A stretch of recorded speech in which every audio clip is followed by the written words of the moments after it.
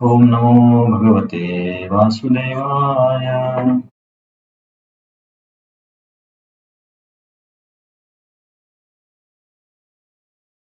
ओम नमो भगवते वासुदेवाय।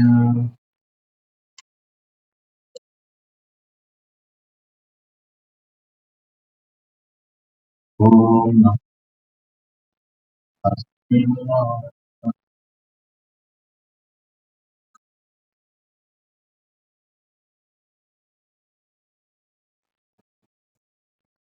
आपण गीतेच्या 7व्या अध्यायाचा अभ्यास करत आहोत. तर हे मधले 7 अध्याय भक्तियोगाचे आहेत. तर 6व्या आणि 7व्या अध्यायामध्ये संबंध काय? 6व्या अध्यायाच्या शेवटच्या 2 श्लोकामध्ये सर्वश्रेष्ठ मार्ग भक्ती आणि सर्वश्रेष्ठ साधक किंवा योगी हा भक्त आहे असं भगवंतांनी सांगितलं. मग त्याच्यानंतर अर्जुननी प्रश्न नाही विचारला तरी पण भगवंत स्वतः उत्सुकतेने भक्तीचं आणि भक्ताचं वर्णन करत आहेत. तर ती भक्ती कशी करायची याचं वर्णन इथे आहे. तर पहिल्या श्लोकामध्ये भगवंत सांगतात की तुझं मन माझ्यामध्ये आसक्त कर, माझ्यामध्ये आश्रित हो आणि मी तुला माझ्याबद्दल सर्व काही सांगणार आहे अर्जुन, ते तू लक्षपूर्वक ऐक. तर श्रवण म्हणजे ऐकच आहे, श्रवण कर. तर मला जाणण्याचा मार्ग आहे भक्ती योगा आणि ती भक्ती कशी करायची तर त्याच्याबद्दल इथे भगवंत बोलतात. तुझं मन माझ्यावरती आसक्त असावं, योग म्हणजे भक्तियोगाचा आश्रय घे, भक्तियोगाचं पालन कर, माझा आश्रय घे आणि या पद्धतीने तू मला पूर्णपणे जाणशील आणि मी तुला आता सांगणार आहे माझ्या म्हणजे माझ्याबद्दलच, ते तू पूर्णपणे ऐकून घे. आणखी काही आहे का? ठीक आहे. या पहिल्या श्लोकामध्ये मला थोडंसं कधी कधी सारांश करण्यास संशय कन्फ्युजन होतं. हम्म. तर भक्ती मार्ग श्रेष्ठ आहे. कशा पद्धतीने भगवंतांना जाणता येईल किंवा त्यांना जाणता येईल त्याच्यासाठी भगवंत हा त्या श्लोकामध्ये सांगतात की माझ्यावरती आसक्त हो आणि मी तुला आता तुम्हाला कसं जाणशील, माझ्यासोबत संबंध निर्माण कर, माझा आश्रय घे आणि या पद्धतीने तू मला पूर्णपणे जाणशील. तर मग पुढच्या श्लोकामध्ये भगवंत काय म्हणतात की मी तुला काय सांगणार आहे अर्जुन, मी तुला ज्ञान आणि विज्ञान दोन्ही सांगणार आहे आणि हे जर तू ऐकशील तर मग याच्या परे असं आणखीन काही या जगामध्ये जाणण्यासारखं शिल्लक राहणार नाही. सर्व काही ज्ञान आणि विज्ञानामध्येच आहे. मग हे जे मी सांगणार आहे ते फार दुर्मिळ आहे, कारण असा प्रयत्न करणारे लोक कमी असतात आणि प्रयत्न करणाऱ्यांमध्ये यश मिळवून मला जाणणारे फारच विरळ आहे. त्याच्यामुळे मी जे तुला सांगतोय ते खूप दुर्मिळ ज्ञान आहे किंवा माहिती आहे किंवा बेसिकली मला जाणणे हे खूप दुर्मिळ आहे. मग मी तुला माझ्याबद्दल सांगणार आहे असे बोलले ना भगवंत पहिल्या श्लोकामध्ये, ज्ञान आणि विज्ञान सांगणार आहे दुसऱ्या श्लोकात बोलले. तर ज्ञानाबद्दल इथे सांगत आहे. ज्ञान म्हणजे भगवंतांचं ऐश्वर्य किंवा त्यांच्या वेगवेगळ्या शक्ती किंवा भौतिक प्रकृती, त्याच्यामध्ये जीवशक्तीचा प्रवेश किंवा जीवशक्ती आणि भौतिक शक्तीचं एकत्र असणं, या सगळ्या गोष्टीला ज्ञान म्हणतात. तर हे सांगताना 4थ्या श्लोकामध्ये पहिल्यांदा ते भिन्न प्रकृतीचं वर्णन करतात की जी की कनिष्ठ प्रकृती आहे ती कशापासून बनली आहे, भूमी, अग्नी, वायू, आकाश हे पंचतत्व आणि मनबुद्धी अहंकार हे सूक्ष्म तत्व यांच्यापासूनच ही माझी कनिष्ठ शक्ती किंवा पराशक्ती बनलेली आहे. थोडक्यात ही पराशक्ती अचेतन आहे. आणि मग अर्जुन आणखी माझी दुसरी शक्ती आहे जो की ज्ञानाचाच भाग आहे, ती अपराशक्ती आहे. ती अपराशक्ती म्हणजे जीवशक्ती, जे की चेतन आहेत. प्रकृती ही जड आहे परंतु जीवशक्ती चेतन आहे आणि ही जीवशक्ती या जड अचेतन शक्तीचा स्वतःच्या इंद्रियतृप्तीसाठी उपयोग करून घेते, जसं की आपण करतो. हे झालं दोन्ही शक्तीचं वर्णन. आणि 6व्या श्लोकात सांगतात की अर्जुन या जगामधले सगळे पदार्थ, वस्तू, व्यक्ती सर्व काही या दोन शक्तींच्या एकत्रित येण्यामुळेच निर्माण होतं. म्हणजे आपलं शरीर पण, आपल्या शरीरामध्ये आत्मा आहे आणि हे 5 तत्व आहे, त्याच्यामुळे शरीर आणि आत्मा एकत्र आल्यामुळे आपलं अस्तित्व आहे. याच पद्धतीने सर्व वस्तू, व्यक्ती, प्राणी सर्व काही या दोन शक्ती एकत्र आल्यामुळे निर्माण होतात किंवा बघायला मिळतात. परंतु अर्जुन, मी या सर्वांचा हे आहे, काय म्हणता येईल, उगम आहे आणि सर्वांचा शेवट पण माझ्यामध्येच होतो. दोन्ही शक्ती जरी जरी सगळं काही भौतिक जगामध्ये या दोन्ही शक्तीपासून निर्माण होत असेल, परंतु शेवट म्हणजे यांचा मीच उगम आहे आणि शेवटही मीच आहे. तर हे या 6व्या श्लोकात सांगितलं. मग 7व्या श्लोकात भगवंत सांगतात की अर्जुन, परंतु असं नाही की एखादी कुठली तरी शक्ती किंवा व्यक्ती माझ्यापेक्षा श्रेष्ठ आहे. म्हणजे आध्यात्मिक आणि भौतिक कुठल्याही जगामध्ये माझ्यापेक्षा पर किंवा श्रेष्ठ कोणीच नाहीये. मीच सर्वाला एकत्र धरून ठेवले आणि मी सर्वांचा आधार आहे. जसं की हारामध्ये धागा आधार असतो, तसाच मी सर्व व्याप्त आहे, सर्वांचा आधार आहे, सर्वांचा स्रोत आहे आणि सर्वांच्या शेवटी नाश पण माझ्यामध्ये. थोडक्यात 7व्या श्लोकात काय सांगतात की परतत्व सर्वोच्च सत्य मीच आहे. कृष्णाच्या पेक्षा आणखी वेगळं कोणी आहे का असं विचार करण्याची गरज नाही. इथे भगवंत सांगतो, मी श्यामसुंदर तुझ्यासमोर जो उभा आहे मीच परम सत्य आहे. मग आता 7व्या श्लोकात बोलले ना की मी सर्वांचा आधार आहे, सर्वांना एकत्र ठेवतो, मी सर्व व्याप्त आहे. तर मी कसा सर्व व्याप्त आहे हे स्पष्ट करताना 8 ते 12 नंबरच्या श्लोकामध्ये वेगळी उदाहरणं देतात. जसे की पाण्याची चव मी आहे, सूर्यचंद्राचा प्रकाश मी आहे, वेदांमधला प्रणव मी आहे, आकाशामधला शब्द मी आहे, मनुष्यांमधलं पौरुषत्व किंवा काही करण्याची इच्छा मी आहे.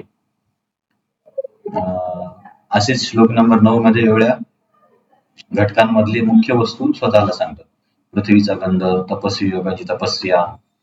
आणि जरी एखादी व्यक्ती दुसऱ्याच्या जीवाच्या जन्माचं कारण असेल, त्याच्यामुळे त्याला आपण त्याचं बीज म्हणू, परंतु आदी बीज आणि सनातन बीज मीच आहे. कारण त्यांची पण जे दुसऱ्याला जन्म देतात त्यांना कोणीतरी जन्म दिलाय. तर असं ट्रेस केलं तर अल्टिमेटली मीच सर्वांचा उगम आहे. नंतर बळ, कुणाचं बळ मी आहे आणि धार्मिक काम मी आहे असं सांगतात. मग पण अर्जुन श्लोक नंबर 12 मध्ये म्हणतात की अर्जुन, मी तुला थोडेसे उदाहरणं सांगितले, पण आणखी किती सांगू, कारण याला तर काही लिमिट नाही ना. जगामध्ये अल्टिमेटली प्रत्येक गोष्ट जी आहे ती सगळं मीच आहे. इथे फक्त भगवंतांनी उदाहरणं दिले, परंतु अधार्मिक लोकांची शक्ती भगवंत नाही येत असं नाही. त्यांची शक्ती पण भगवंतच आहे ना. मग जर भगवंत नाही तर मग त्यांच्या शक्तीचा स्रोत कोण आहे?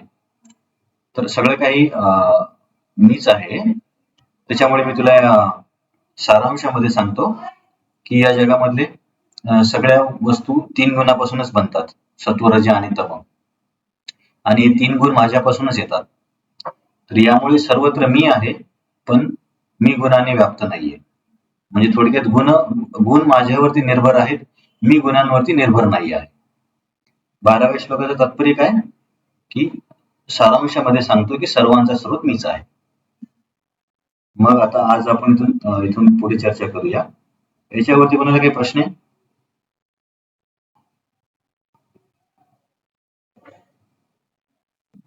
ठीक, तुम्हाला प्रश्न नाही तर आपण हा 13 नंबरचा श्लोक गाऊया, मग त्याच्यावरती चर्चा करूया. त्रिभिर्गुणमयैर्भावैर्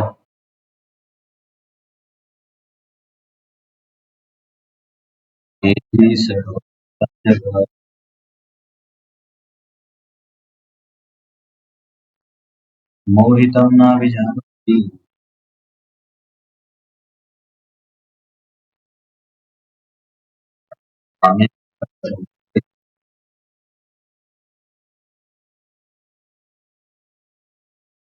तर मग काय प्रश्न होईल की भगवंत, तुम्ही म्हणताय की सर्व काही गुणांपासून निर्माण झालंय आणि सर्वत्र तुम्हीच आहात, मग जीवात्म्याला तुमचा अनुभव का होत नाही, किंवा कोणी तुम्हाला जाणू का शकत नाही, कोणी तुम्हाला बघू का शकत नाही? जर तुम्ही म्हणत आहात की सर्व काही मीच आहे, जर एखादी वस्तू किंवा एखादा पदार्थ सर्वत्र असेल तर त्याची जाणीव तर व्हायलाच पाहिजे ना. जसं आपण हवेला नाही बघू शकत, पण हवा आहे याची जाणीव तर आपल्याला होते ना. मग तुम्ही म्हणताय की सर्व काही मीच आहे, मग जीवाला तुमची जाणीव का होत नाही, किंवा जीव तुम्हाला जाणत का नाही? तर याचं उत्तर इथे दिले भगवंतांनी की अर्जुन, समस्या अशी आहे की या जगामध्ये 3 गुण, सगळे काही 3 गुणांपासून निर्माण झाले. सत्वगुण, रजोगुण आणि तमोगुण.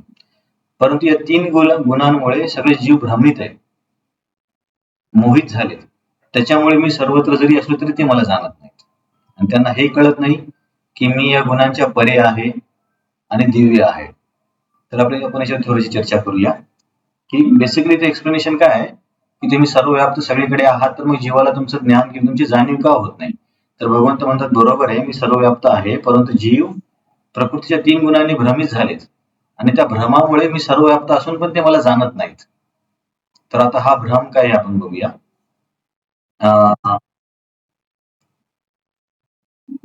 हो नाही, तर 3 गुणांच्या भ्रमामुळे जीव मला जाणत नाही असे इथे भगवंत सांगतात.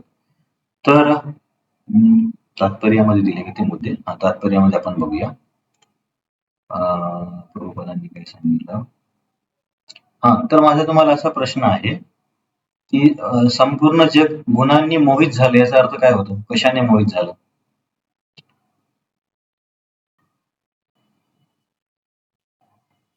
प्रश्न समजला?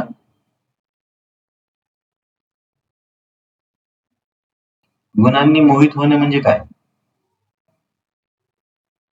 माझा आवाज येतोय की नाही येतोय? हा, तर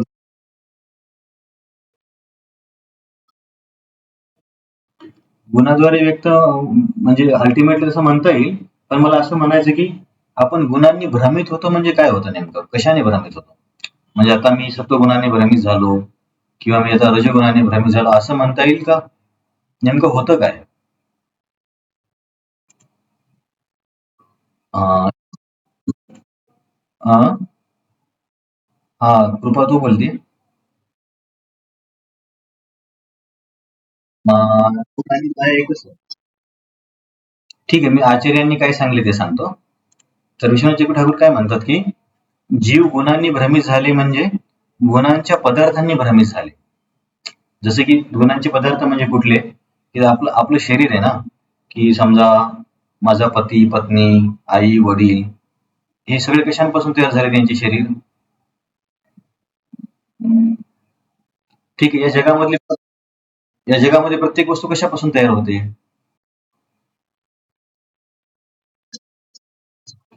हा, पंचमहाभूत. हा, 24 तत्व कशापासून तयार होतात? त्याच्या आधीची स्टेज, त्याच्या एक स्टेप बिफोर. भगवंत डायरेक्टली इन्व्हॉल्व नाही आहेत ना सगळ्या गोष्टींमध्ये. मी तुम्हाला बोललो होतं ना की तुम्ही म्हणजे थोडक्यात लक्षात ठेवा की सृष्टी सृजन कसं होतं. त्यावेळेस मी तुम्हाला काय बोललो की प्रधान नावाचा एक पदार्थ आहे, तर तो सूक्ष्म आहे, स्थूल आहे माहिती नाही, पण प्रधान नावाचा एक पदार्थ आहे. तर प्रधान म्हणजे काय? गुणांची स्थिर स्थिती. गुणांच्या स्थिर स्थितीला प्रधान म्हणतात. आणि या गुणांच्या स्थिर स्थितीमध्ये भगवंत त्यांचा दृष्टिक्षेप टाकून कालशक्ती आणि जीवशक्तीला प्रवेशित करतात आणि मग त्याच्यामध्ये होणाऱ्या बदलांमुळे वेगवेगळे घटक निर्माण होतात. तर इथे आपल्या संदर्भानुसार आचार्यांनी असं सांगितलं की हे जे सगळे वस्तू, व्यक्ती सगळं जे काही गुणांपासून निर्माण होतं. कारण बेसिकली प्रधान म्हणजे गुणांची अविचलित स्थिती आहे ना. तर गुणांमध्ये जेव्हा बदल होतो तेव्हा सगळ्या गोष्टी निर्माण होतात. तुम्हाला मी म्हटलं की सत्वगुणापासून मन आणि देवतांची निर्मिती होते. तमोगुणापासून स्थूल पदार्थांची निर्मिती होते, म्हणजे स्थूल नाही, पंचमहाभूतांची निर्मिती होते. अहंकार, तमोगुणी अहंकारापासून. तर याचा ठीक आहे, तुम्हाला हे सगळं नाही लक्षात आलं तेवढं लक्षात ठेवा की सर्व काही गुणांपासून निर्माण होतं, म्हणजे सर्व काही प्रकृतीपासून येतं. अल्टिमेटली सर्व भगवंतांपासूनच येतं, पण भगवंत डायरेक्टली इन्व्हॉल्व नाही आहेत. प्रकृती सर्व बघते आणि प्रकृती ही गुणांपासून बनली. आता समोर एक श्लोक येईलच, दैवी एषा गुणमयी मम माया, की माझी प्रकृती किंवा माझी माया गुणांपासून बनली आहे. म्हणून गुणांपासून निर्माण झालेली वस्तू, पदार्थ, व्यक्ती याच्यामुळे आपण भ्रमित झालो आहोत. गुणांनी भ्रमित झालो याचा अर्थ असा होतो की गुणांपासून निर्माण झालेली व्यक्ती, वस्तू यांनी आपण भ्रमित झालो आहोत. समजा गुणांपासून निर्माण झालेला फोन आहे, तर फोनमुळे आपण भ्रमित होणार, त्याला आसक्त होणार किंवा त्याच्यामध्ये वेळ घालवणार, किंवा गुणांच्या बदलामुळे आपल्याला कधी आनंद होतो किंवा गुणांच्या बदलामुळे कधी आपल्याला द्वेष निर्माण होतो, कधी क्रोध येतो, कधी काम येतो. हे सगळे गुणांचे बदल आहेत. जसं की आता आपल्याला क्रोध येतो म्हणजे कुठल्या गुणांचा प्रभाव आहे? क्रोध कुठल्या गुणामध्ये असतो? हा, तमोगुण. तमोगुण. तर याचा अर्थ काय आहे? व्यक्ती, वस्तू, पदार्थ, भावना, मानसिक स्थिती या सगळ्या गुणांमधल्या जडणघडणामुळे किंवा बदलामुळे किंवा आपसी क्रियामुळे होतं. म्हणून जे इथे भगवंत सांगत आहेत की मी जरी सर्वव्याप्त आहे तरी मला कोणी जाणत नाही, कारण सर्व जग गुणांमुळे भ्रमित आहे. गुणांमुळे भ्रमित आहे म्हणजे गुणांपासून निर्माण होणाऱ्या व्यक्ती, वस्तू, मानसिक स्थिती, भावना यांनी आपण भ्रमित आहोत. आणि या भ्रमामध्ये आपण एवढे अडकलोय की आपण भगवंतांना जाणत नाही. का कसे अडकलो त्याच्या समोर स्पष्टीकरण येईल. पण इथपर्यंत तुम्हाला समजलं का? जास्त कॉम्प्लिकेट झालं? कसं आपण भ्रमित आहोत, कशामुळे भ्रमित आहोत की नाही? हा, तर इथे भगवंत काय म्हणतात की अर्जुनने प्रश्न केला समजा की भगवंत तुम्ही मला एवढं सांगितलं समजावून श्लोक नंबर 8 ते 12 मध्ये की मी सर्वत्र आहे, मी सर्वाचा आधार आहे. मग जर तुम्ही एखादी वस्तू सगळीकडे आहे तर मग त्या वस्तूची जाणीव व्हायला पाहिजे. तुमची का बरं जीवांना जाणीव होत नाही? का जीव तुम्हाला ओळखत नाहीत? तर भगवंत इथे उत्तर देतात ते ओळखत नाहीत मला कारण 3 गुणांच्या प्रभावाने ते लोक भ्रमित आहेत. तर आचार्यांनी सांगितले की 3 गुणांच्या प्रभावाने भ्रमित आहेत म्हणजे 3 गुणांपासून निर्माण होणाऱ्या व्यक्ती, वस्तू, मानसिक स्थिती, भावना याने आपण भ्रमित आहोत. कारण अल्टिमेटली सगळं काही गुणांपासून निर्माण झाले. तर फक्त गुणांनी भ्रमित आहोत असं म्हटलं तरी चालेल, याच्यामध्ये काही चुकीचं नाहीये. पण आणखीन जास्त स्पष्टीकरण असं आहे की गुणांच्या आपसी क्रियांमुळे जे पदार्थ निर्माण होतात, ज्या स्थिती निर्माण होतात, त्याने आपण भ्रमित आहोत. आणि या भ्रमामध्ये एवढे अडकलोय. आता तुम्हीच बघा ना की माझं शरीर आहे, माझं सुख, माझं दुःख, माझं परिवार, माझं राष्ट्र यामध्ये आपण एवढे अडकलोय की ईश्वराकडे बघण्याकडे वेळच नाहीये. जर समजा एखादा व्यक्ती गुणाच्या प्रभावातून मुक्त झाला तर तो या सगळ्या याच्यामध्ये गडबडीत अडकणारच नाही, तर तो ईश्वराला जाणेल. तर आणखी समोर स्पष्टीकरण इथपर्यंत समजलं? हो ना. हा, तर आता आपण समोर. तर प्रभुपाद तात्पर्यामध्ये स्पष्टीकरण देतात की कसं गुणांनी लोक प्रभावित आहेत. तर गुणांच्या प्रभावाने जे भ्रमित आहेत ते भगवंतांना जाणू शकत असे प्रभुपाद म्हणतात की प्रत्येक व्यक्ती हा गुणांच्या प्रभावाखाली हे तर आपल्याला माहितीच आहे. प्रभुपादांनी स्पष्टीकरण असं दिलं की जे आचार्यांनी सांगितले की गुणांच्या जडणघडणीमुळे वेगवेगळे पदार्थ निर्माण होतात. तर प्रभुपाद म्हणतात की आपलं शरीर पण गुणांच्या प्रभावानेच निर्माण होतं. त्याचं स्पष्टीकरण देताना प्रभुपाद सांगतात की जर व्यक्ती ब्राह्मण असेल, म्हणजे इथे आपण ऑफकोर्स ब्राह्मण बाय स्वभाव, त्याचा अर्थ तो सत्वगुणामध्ये आहे. क्षत्रिय म्हणजे रजोगुणामध्ये आहे, वैश्य म्हणजे रजो आणि तमोगुणामध्ये आहे, शूद्र म्हणजे पूर्णपणे तमोगुणामध्ये आहे. परंतु या गुणांच्या प्रभावाने मिळालेले शरीर किंवा ज्या भावना आहेत ह्या परमनंट नाहीयेत. का परमनंट नाहीत? कारण गुणांचा प्रभाव परमनंट नसतो. असं कधीच होत नाही की एखाद्या व्यक्तीवरती नेहमी सत्वगुणाचाच प्रभाव आहे किंवा एखादा व्यक्ती नेहमी रजोगुणामध्येच आहे. जसे की दारू पिणारी व्यक्ती तमोगुणामध्ये असते, पण ते लोक पण सकाळी उठल्या उठल्या दारू पित नाहीत. म्हणजे काही खूपच बेकार असतील, ते पण कधी ईश्वर दिसला तर त्यांच्या समोर हात जोडतात. याचा अर्थ त्यांच्यावरती सत्वगुणाचा थोडासा प्रभाव होतोय.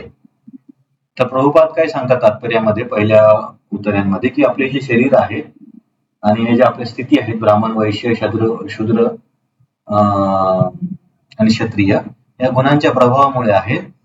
परंतु ही आपली नेहमीची ओळख नाहीये, कारण गुणांचा प्रभाव बदलतो त्याच्यानुसार आपण पण बदलतो. परंतु आपण हे शरीर प्राप्त केल्यावरती स्वतःला याच्याशी एवढं साम्य करायला लागतो की मी क्षत्रियच आहे.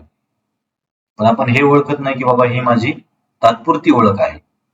आणि या भ्रमामुळे की मी क्षत्रिय आहे, मी पती आहे, मी पत्नी आहे किंवा मी स्त्री, मी पुरुष, या गुणांच्या प्रभावाने एवढे आपण अडकलोय की याच्या बाहेर आपण विचारच करत नाही. हा मायेचा भ्रम आहे असं प्रभुपाद सांगतात की स्वतःला शरीर समजणे, पूर्णपणे शरीर समजणे हा मुख्य भ्रम आहे सोप्या शब्दात. मग प्रभुपाद काय सांगतात की या भ्रमामुळे आपण काय करतो की मी भारतीय आहे, मी पाकिस्तानी आहे, पाकिस्तानी माझा दुश्मन आहे, किंवा मी स्त्री आहे, हा पुरुष आहे, मी कनिष्ठ आहे, हा उच्च आहे, या विचारामध्ये आपण अडकून जातो. आणि जितकं आपण याच्यामध्ये जास्त गुंतत जाऊ तितकं आपल्याला परमेश्वराचा विसर होत जाईल. तुम्ही बघा ना, काही काही लोक इतके म्हणजे छोट्या छोट्या गोष्टीसाठी भांडण करणार, हिचे पाणी का टाकलं, हे आमचं घर तुमचं घर. मग जेवढे जेवढे जास्त गुंतत जाणार तेवढे ईश्वराचा विसर होत जाणार.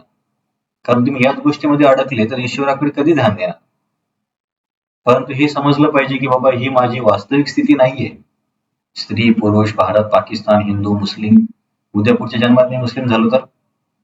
त्याच्यामुळे असा जेव्हा व्यक्ती विचार करतो तेव्हा तो गुणाच्या या प्रभावातून थोडा थोडा बाहेर यायला लागतो. तर असं एक प्रभुपादांनी सांगितलंय. तर याचं स्पष्टीकरण देताना प्रभुपादांनी काय सांगितलं, किंवा आपण एक मूव्हीचं आणि कठपुतलींचं एक्झाम्पल घेऊ शकतो हे समजण्यासाठी की कसं आपण स्वतःला शरीर भावनेमध्ये अडकून पडतो. समजा आपण एखाद्या वेळेस पिक्चर बघायला गेलो ना, तर पिक्चर मध्ये काय होतं की हिरो किंवा हिरोईनला त्याच्या आयुष्यामध्ये काहीतरी दुःख येतंय, की हिरोईनला कोणतरी किडनॅप करते, तिला त्रास होतोय, तर ते बघून बघणारे लोक पण रडायला लागतात. किंवा हिरो खूप फाईट करतोय आणि गुंडांना मारतोय, तेव्हा बघणारे लोक पण एन्जॉय करतात, अरे खूप छान पिटाई करतोय. ऍक्च्युली असं काहीच होत नाहीये. हे फक्त भ्रम आहे पडद्याचा. आणि आपण जर समजा ते थिएटर मधून बाहेर आलो तर वास्तविक जगत वेगळंच आहे. तो केवळ तिथे लाईट बंद करून पडद्यावरती काहीतरी दाखवलं जातं, ती काही सत्य गोष्ट नाहीये. परंतु तेवढ्या वेळासाठी त्या अंधकारामध्ये आपण त्यातल्या पात्राशी स्वतःला हे करायला लागतो, आयडेंटिफाय करायला लागतो की हिरोईन सोबत स्त्री असतील तर हिरोईन सोबत, पुरुष असतील तर हिरो सोबत. परंतु जर एखादा व्यक्ती थिएटर मधून बाहेर येऊन पण त्याच जगात जगत असेल की आता मी तो हिरो आहे, माझ्यासोबत असं होतंय, तर याचा अर्थ तो पूर्णपणे भ्रमात आहे.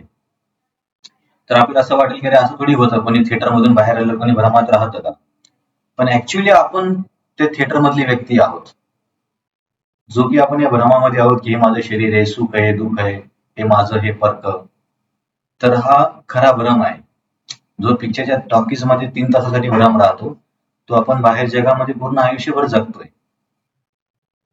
आणि दुसरं एक उदाहरण द्यायचं तर असं झालंय की समजा कठपुतलीच्या खेळमध्ये काही ते भावले डान्स करतात, पण लहान मुलं काय डान्स बघताना ते एकदम लक्ष देऊन बघतात की भावले कसे, आणि त्या डान्स मध्ये काही काही दाखवलं जातं की भावल्यांचे भांडण होतंय किंवा ते आनंदामध्ये आहेत.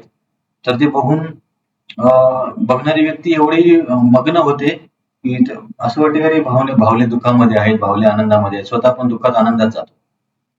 परंतु ऍक्च्युली ते भावले दुःखात किंवा आनंदात असतात का, त्यांना कोण हे करून घेतं. कठपुतलीचा खेळ तुम्हाला माहिती आहे ना की नाही. हा. जो जो वरतून कंट्रोल करतोय भावल्यांना, तो हा खेळ करतोय. पण जी बघणारी व्यक्ती पूर्णपणे भावल्यांकडेच लक्ष देते, बघतच नाही की वर पण कोणीतरी आहे. आणि तो व्यक्ती कंट्रोल कशाच्या साह्याने करतो. बोटामध्ये दोरी बांधलेली असते ना त्यांना.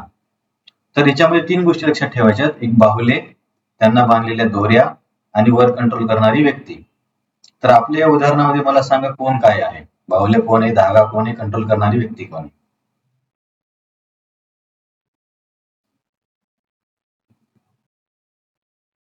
हा हा, बाहुले आपण, ओके.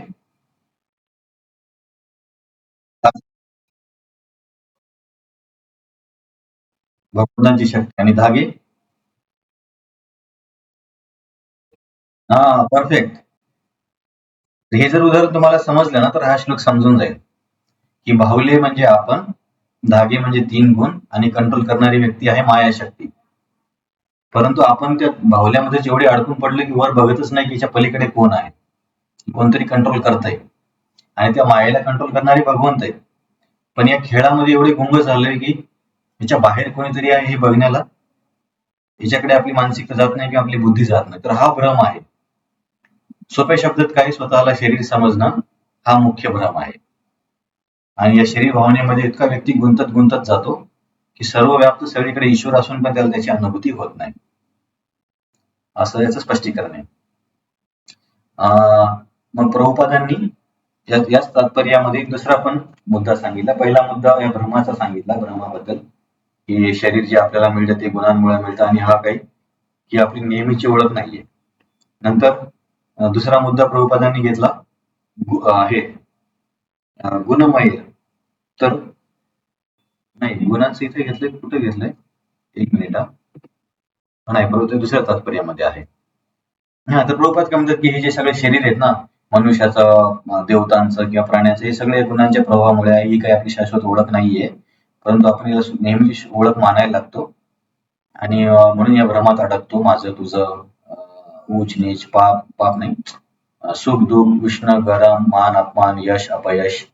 याच्यामध्ये आता जसं की समजा एक आपण क्रिकेटच्या मॅच मध्ये एवढं गुंग होऊन जातो, अरे इंडिया जिंकला, इंडिया जिंकला, पूर्णपणे त्याचा ॲब्झॉर्ब, इंडिया हरला, इंडिया हरला, दुःखात गेले. तर या सुख दुःखामध्ये इतके अडकून पडले की ज्या पलीकडे कोणी आहे हा विचारच येत नाही व्यक्तीला. तर प्रभुपादांनी मग शेवटी सांगितलंय की सत्वगुणी व्यक्ती पण जास्तीत जास्त ब्रह्मसाक्षात्कारापर्यंत जाऊ शकतो.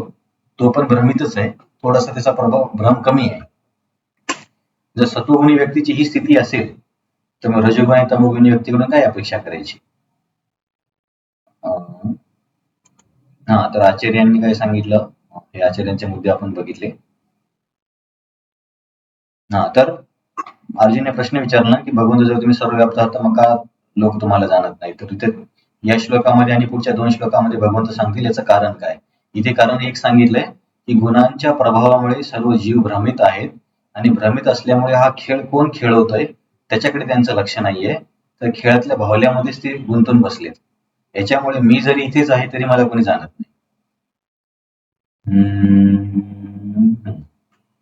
तर इथपर्यंत तुम्हाला समजलं?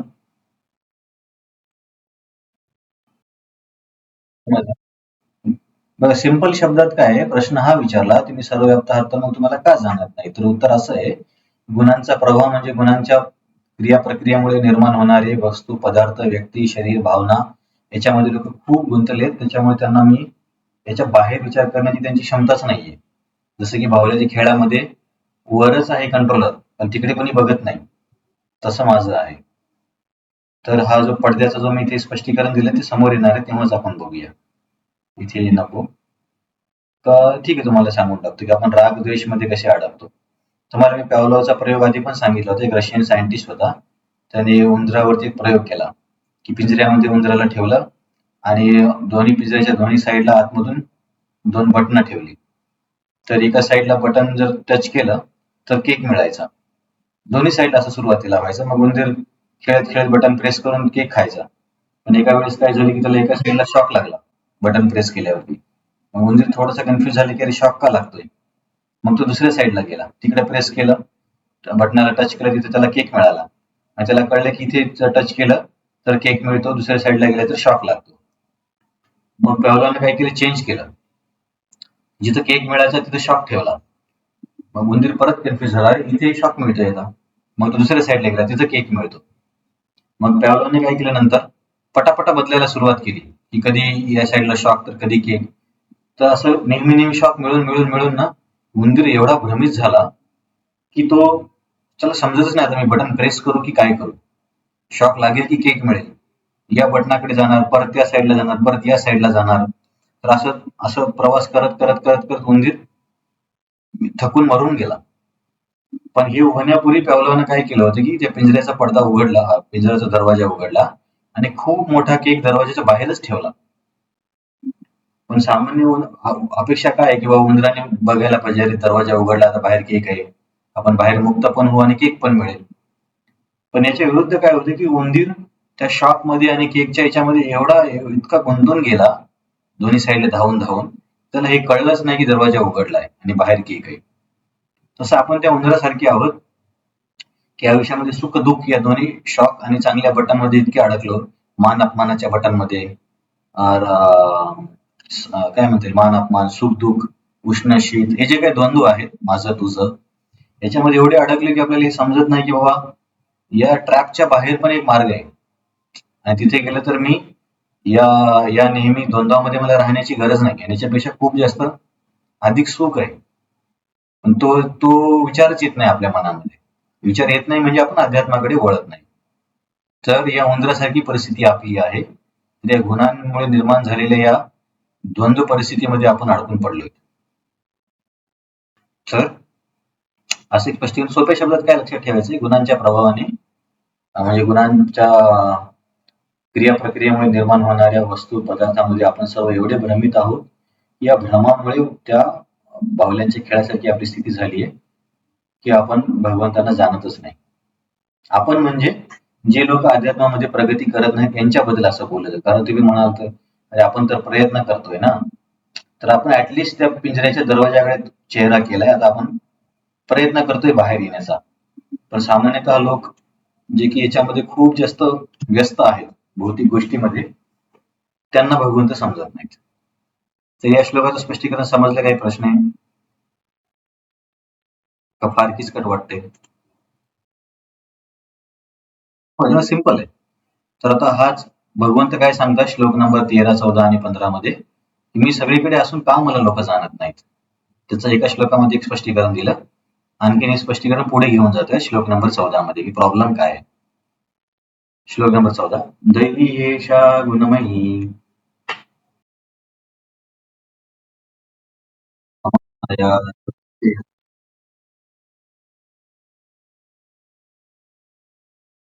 तमेव ये प्रपद्यते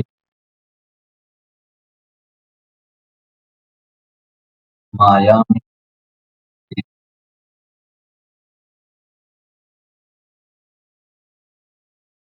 मग इथे असा प्रश्न येईल की भगवंत तुम्ही म्हणताय की गुणांच्या प्रभावाने सगळे लोक त्रस्त आहेत.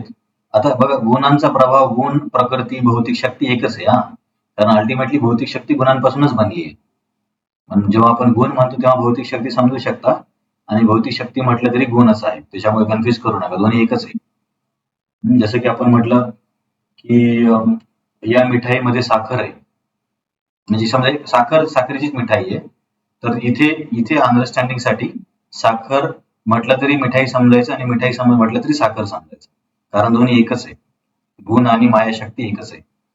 तर ते प्रश्न काय आहे अर्जुनाचा, का असा हा श्लोक आला अचानक, की मग तुम्ही म्हणता की गुणांच्या आवरणामुळे सगळे भ्रमित आहेत, मग याच्यातून काही बाहेर उपाय आहे की नाही बाहेर पडण्याचा, तुम्हाला जाणण्याचा काही उपाय आहे की नाही. जर सगळे जर या गुणांच्या प्रभावाने असेच भ्रमित राहतील, मग तुम्हाला कसे जाणतील लोक. तर त्याचं उत्तर इथे भगवंत देत आहेत की आहे, एक उपाय आहे. पण त्याच्या आधी जाणून घे की हे खूप कठीण आहे. हे जे लोक भ्रमित आहेत, कशामुळे भ्रमित आहेत? गुणामुळे. आणि गुणांनी माझी एक शक्ती बनली, ती म्हणजे कनिष्ठ शक्ती, पराशक्ती, भौतिक शक्ती, मायाशक्ती. दैवी एषा गुणमयी, ही जी दैवी ही जी माया आहे, मम माया, माझी माया, ही गुणांपासून बनली आहे, गुणमयी आहे. किंवा आपण एखाद्या पदार्थाला म्हणू की साखरमयी आहे, किंवा रसमय आहे, किंवा दूधमय आहे, याचा अर्थ तो पदार्थ पूर्णपणे दुधाने बनलाय. तशी माझी माया गुणमयी आहे, म्हणजे गुणांनी निर्माण झाली, गुणच तिचं रूप आहे. पण अर्जुन, ही माया ना हिला पार करणं खूप कठीण आहे. दुरत्यया, दुरत्यया म्हणजे त्याच्यामध्ये काय दिलंय स्पष्टीकरण, दुरत्यया म्हणजे दुसतं. परंतु असं नाही की शक्यच नाहीये, की कुणीच मला जाणणार नाही, असं नाहीये. त्यातून एक मार्ग आहे, पण मार्ग काय? मामेव प्रपद्यन्ते, मला शरण यावं लागेल. मला जर शरण आले तर हा मायेचा पडदा निघेल, गुणांचा प्रभाव कमी होईल, मग लोक मला पूर्णपणे जाणतील. अदरवाईज जोपर्यंत गुणांच्या प्रभावामध्ये असतील, मला जाणणं शक्यच नाही. याचं स्पष्टीकरण आपण बघूया. इथे इथे काय सांगितलं भगवंतांनी, की हो अर्जुन, मला जाणता येतं, पण त्यासाठी मला शरण यावं लागेल. आता आपण पुढे बघूया. 3 गुणांच्या भ्रमातून जीवाचा निस्तार कसा होईल? मला शरण येऊ. तर स्पष्टीकरण देताना दैवी हा शब्द वापरला, की या मायाशक्तीला दैवी का म्हटलं? तर दैवीचा इथे असा आचार्यांनी अर्थ दिला, की दैवी म्हणजे जी जीवांच्या उपभोगासाठी आहे अशी, आणि जी जीवांना उपभोग देऊन भ्रमित करते, म्हणून तिला दैवी म्हटलं जातं. हा असा एक अर्थ आहे. आणि प्रभुपादांनी असा अर्थ दिला, की कुठलीही गोष्ट जी भगवंतांशी निगडीत आहे ती दैवीच आहे. माया पण दैवी आहे, जीवशक्ती पण दैवी आहे, अंतरंग शक्ती पण दैवीच आहे, कारण त्यांचा संबंध भगवंतांशी आहे. जे भगवंतांच्या टच मध्ये आहे ते दैवीच आहे. जसं की अग्नीच्या टच मध्ये काही जरी आलं तर ते अग्नीच होऊन जातं, असा पण एक अर्थ आहे. तर हा, तर मग प्रभुपादांनी तात्पर्यामध्ये काय सांगितल्याचं आपण काही मुद्दे बघूया, मग समोर जाऊया. गुणांनी बनली तर पुढे येणार आहे. प्रभुपादांनी काय सांगितले, प्रभुपाद म्हणजे की भगवंतांच्या भरपूर शक्ती आहेत, आणि या सगळ्या शक्ती दैवी आहेत, कारण त्याच्यामध्ये भगवंतांचा कंट्रोल आहे. आणि जीवशक्ती पण दैवी आहे, मायाशक्ती पण दैवी आहे. मग कोणी म्हणेल, तुम्ही तर म्हटले की जीवशक्ती श्रेष्ठ आहे, मग ती का बरं मायाशक्तीच्या प्रभावाखाली येते? ती मायाशक्तीच्या प्रभावाखाली येते, कारण ही भगवंतांची इच्छा आहे. कारण जीवाला स्वतंत्र जगायचं होतं ना. मग स्वतंत्र जगण्याची इच्छा पूर्ण करण्यासाठी श्रेष्ठ जरी असला तरी भगवंतांच्या इच्छेने जीवाची स्वतंत्र इच्छा पूर्ण करण्यासाठी त्याला मायाशक्तीच्या प्रभावाखाली दिलं जातं, की तिथे तू स्वतः ईश्वर मान स्वतःला. आणि मग कोणी म्हणेल की असा प्रश्न विचारला की कधी बरं मायाशक्तीने आपल्याला भ्रमित केलं, म्हणजे किती वर्षापूर्वी, 1,00,000 वर्ष, 1,00,00,000 वर्ष. तर सगळे आचार्य सांगतात की एक्झॅक्टली कसं कधी झालं हे भौतिक जगात नाही सांगता येणार, की कुठली वेळ होती. करण्याचं एक स्पष्टीकरण असं आहे की दिव्य जगतामध्ये वेळेचा प्रभावच नसतो, त्याच्यामुळे वेळ तिथे सांगता येत नाही. आणि दुसरी गोष्ट भक्तिविनोद ठाकूर सांगतात की कधी भ्रमित झालो हे तुम्ही जेव्हा मुक्त होऊन भगवत धामात जाल तेव्हाच तुम्हाला समजेल, इथे नाही समजणार. जसं की 10वीचं गणित आहे तुम्हाला केव्हा समजेल, जेव्हा तुम्ही 10वीला जाल. पहिलीमध्ये 10वीचं गणित समजावं असा आग्रह केला तर नाही समजणार. किंवा पीएचडीचं गणित आहे, जेव्हा तुम्ही पीएचडीला जाल तेव्हा समजेल, 12वीला नाही समजणार. तसंच निष्ठेच्या स्तरावरती भक्ताच्या मनामध्ये काय भाव असतात ते तुम्हाला इथे किती जरी समजावून सांगितलं नाही समजणार, त्या स्तरावर जावं लागेल. भावस्तराच्या भक्ताच्या मनामध्ये काय चालतं हे भावस्तरावरती गेल्यावरच कळेल. तसेच हे बद्ध कधी झालो आपण, कसे झालो हे भगवत धामात गेल्यावरच कळेल. परंतु त्याच्यामध्ये एक चांगली गोष्ट अशी आहे की आपण कधी बद्ध झालो, आपल्या बद्धतेला काही वेळ नाहीये, परंतु आपल्या मोक्षाची वेळ असू शकते. कधी बद्ध झालो हे माहित नाही, पण जर आपण प्रयत्न केला तर एक वेळ अशी येईल की आपण या बंधनातून मुक्त होऊ, असं प्रभुपादांनी हे तात्पर्य सांगितले सुरुवातीला. नित्यबद्ध या शब्दावरती स्पष्टीकरण दिले. का बरं आपण त्याची शक्ती केली, कारण भगवंतांच्या इच्छेमुळे, कारण आपल्याला स्वतंत्र व्हायचं होतं. परंतु ठीक आहे, याचं काही आणि दुसरा जो मुद्दा आहे या तात्पर्यामध्ये प्रभुपादांनी जो घेतलाय, प्रभुपादांनी टोटल या तात्पर्यामध्ये 3 मुद्दे घेतलेत. पहिला मुद्दा की दैवी शक्ती, ही शक्ती दैवी कशी आहे आणि आपण का बरं तिच्या नियंत्रणाखाली आलो, आणि आपण ह्याची वेळ जाणू शकतो का आणि आपल्यातून मुक्त होऊ शकतो का, हा पहिला उतारा म्हणता येईल. नंतर दुसरा मुद्दा प्रभुपादांनी घेतलाय की ही माया ही प्रकृती जी आहे ती गुणांपासून बनली आहे. आपण म्हणतो ना गुणमयी, दूधमयी म्हणजे दुधापासून बनली, साखरमयी म्हणजे साखरेपासून बनली, गुणमयी म्हणजे गुणांपासून बनली. तर गुण या शब्दाचा दुसरा एक अर्थ होतो दोरी रस्सी. जसे रस्सीनं बांधलं जातं ना व्यक्ती, तसं आपण 3 गुणांनी बांधले जातोय. सत्वगुण, रजोगुण, तमोगुण हे तिन्ही रस्सी आहेत, त्याने ही माया प्रकृती आपल्याला बांधून ठेवते. तर हे सांगताना प्रभुपादांनी असं स्पष्टीकरण दिले की गुणाद्वारे आपण बांधलो गेलंय, पण एक बांधलेला व्यक्ती दुसऱ्या बांधलेल्या व्यक्तीला नाही सोडू शकत. समजा दोन अपराधी आहेत, त्यांचे हात, पाय, डोकं वगैरे सर्व काही बांधलं आणि ते दोघांच्या एकमेकांच्या जवळ गेले, काही जरी प्रयत्न केला तरी त्यांना एकमेकांना सोडता येणार नाही, कारण दोघं पूर्णपणे बांधलेले आहेत. तसाच एक बद्ध जीव दुसऱ्या बद्ध जीवाला मुक्त नाही करू शकत. म्हणजे स्वतःला देव मानतात किंवा माझ्याकडे काही शक्ती, ती कधीच दुसऱ्याला मुक्त नाही करू, कारण ते स्वतःच गुणांच्या प्रभावाखाली आहेत. म्हणजे गुणांच्या प्रभावातून असाच व्यक्ती बाहेर काढू शकतो की जो स्वतः गुणांच्या प्रभावाखाली नाही आहे. तर अशी व्यक्ती कोण असेल?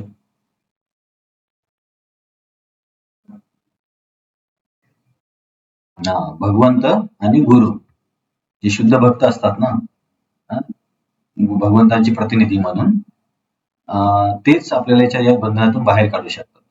आपण स्वतः पण नाही येऊ शकत, कारण आपण बांधलेले आहोत. दुसरे पण आपल्याला नाही काढू शकत, कारण ते पण बद्ध आहेत. आता जसं की समजा असं झालं की एका अंध व्यक्तीने दुसऱ्या अंध व्यक्तीला रस्ता दाखवावा, हे शक्य नाही.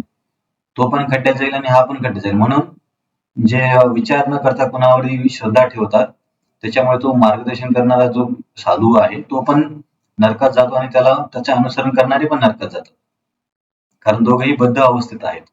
म्हणून आपल्याला शुद्ध भक्तांचा आसरा घ्यावा लागेल किंवा भगवंतांच्या उपदेशाचा आसरा घ्यावा लागेल, तेव्हाच आपण स्वतःला या बंधनातून मुक्त करू शकतो. मग कुणी म्हणेल, एक स्पष्टीकरण असं दिलंय की कसे भगवंत मुक्त करू शकतात. तर प्रभुपाद म्हणतात, कारण भगवंत या माया शक्तीचे स्वामी आहेत. जेव्हा एखाद्या व्यक्ती त्यांना शरणागत होतो तेव्हा भगवंत म्हणतात की माया तुला याच्यावरचा प्रभाव कमी कर. ऑफकोर्स सुरुवातीला परीक्षा होते, भगवंतांनी आदेश दिल्यामुळे माया शक्ती त्या जीवाला सोडून देते, मग तो गुणाच्या प्रभावातून मुक्त होतो.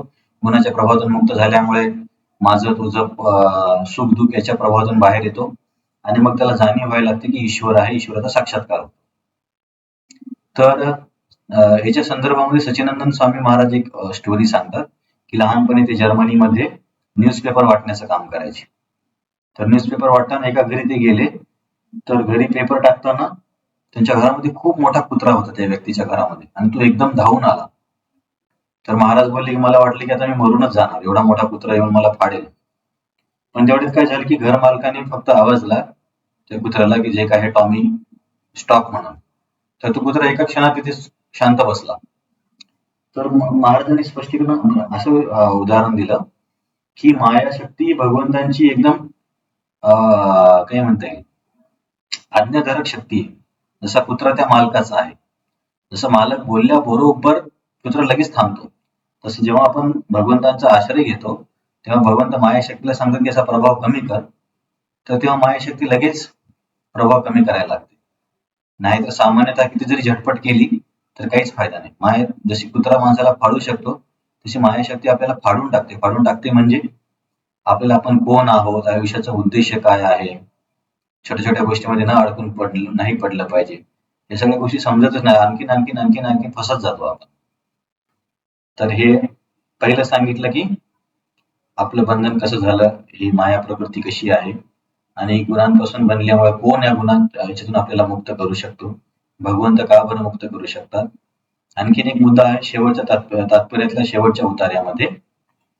या श्लोकामध्ये बघा, गुणमयी म्हणजे गुणांपासून बनली, दुरत्यय म्हणजे खूप कठीण आहे. आणि तिसऱ्या ओळीमध्ये एक शब्द येतो मामेव. मामेव म्हणजे केवळ मलाच. एव शब्दाचा संस्कृत मध्ये अर्थ होतो मी एकटाच. इथे सर्टनली दिलंय. एव म्हणजे याच्या वाचून दुसरं काही नाही. तर प्रभुपाद सांगतात की भगवंत मामेव का म्हणतात, इंद्र एव किंवा इंद्र एव म्हणण्यापेक्षा श्लोकाचा अर्थ काय सरळ सरळ, ही जी प्रकृती आहे ती गुणांपासून बनली आहे, तिला पार करणं खूप कठीण आहे, परंतु जो केवळ मला शरण येतो तोच या मायेपासून तरू शकतो. तर मग आचार्य म्हणतात भगवंत केवळ मला का म्हणतात, जो इंद्राला शरण जातो तो का बरं, तो साधक का मुक्त होऊ शकत नाही, किंवा कोणी चंद्राला शरण गेला, कोणी अग्निदेवाला गेला, कोणी वायुदेवाला गेला, तर ते का बरं मुक्त होऊ शकत नाहीत मायेच्या प्रभावापासून, कोण सांगेल. केवळ कृष्णाला शरण गेलं पाहिजे असं आवश्यकच आहे का? माझा प्रश्न कळाला तुम्हाला? इथे मामेव या शब्दाने असं म्हणायचंय की केवळ मला शरण गेल्यानेच तुम्ही या प्रभावातून बाहेर येईल. हा ग्रुप असा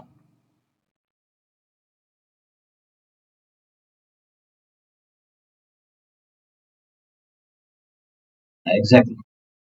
तर हेच आचार्यांनी तात्पर्यामध्ये काय सांगितलंय, आचार्य प्रभुपादांनी बघा पान नंबर 277 मध्ये शेवटचा उतारा.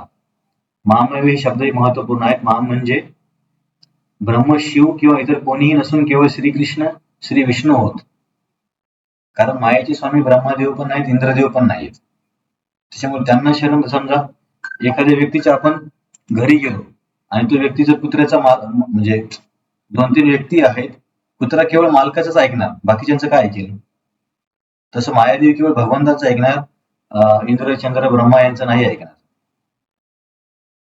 म्हणून महामेव असं म्हटलं. आणि याला स्पष्टीकरण देण्यासाठी आपण विष्णू भक्त कृष्ण भक्त आहोत म्हणून असं मानतोय असं नाही, त्याचं स्पष्टीकरण दिले प्रभुपादांनी की श्वेतसूत्र उपनिषदमध्ये सांगितलंय तम एव विदित्वा अतिमृत्युम याति, की तम म्हणजे विष्णूला किंवा कृष्णाला जाणूनच व्यक्ती या बंधनातून बाहेर येऊ शकतो. अरे का फोन करतायत.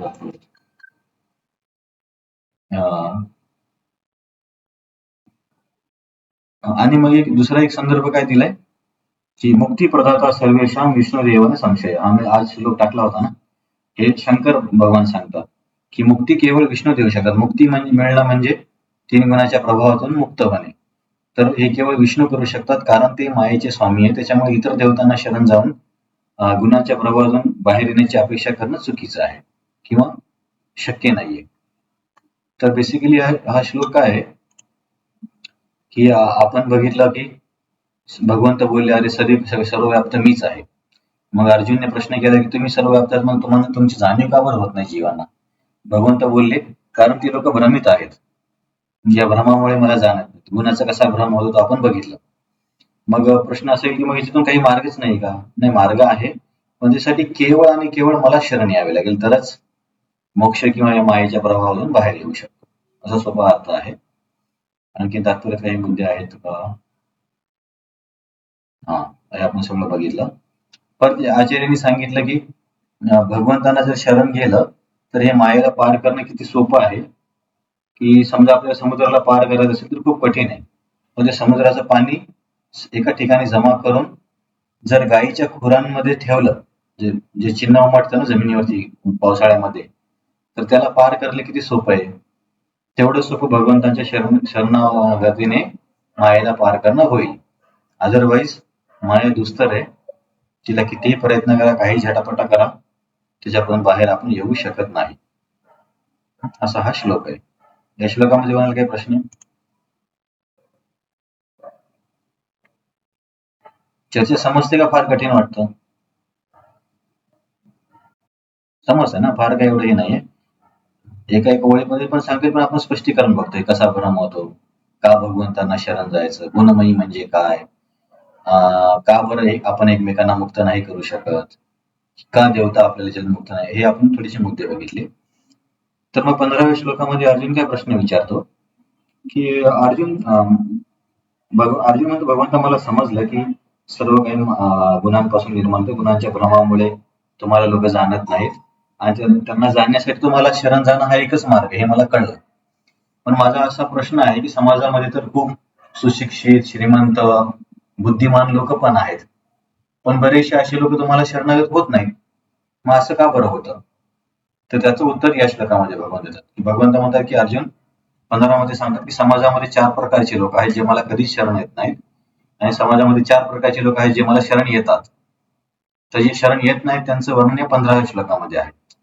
तर तुमचे वैज्ञानिक असू द्या किंवा जास्त IQ वाले लोक असू द्या, श्रीमंत व्यक्ती असू द्या, या 4 पैकी कुठल्या ना कुठल्या एका प्रकारामध्ये तो असणार, म्हणून तो भगवंतांना शरण जात नाही. तर हे 4 प्रकार कुठले आहेत आपण बघूया. श्लोक नंबर 15. नमाम दुष्कृती नो मूढा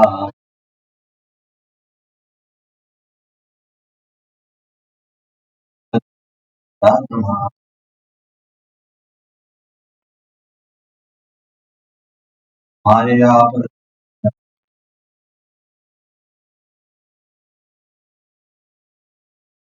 आसुर श्रित.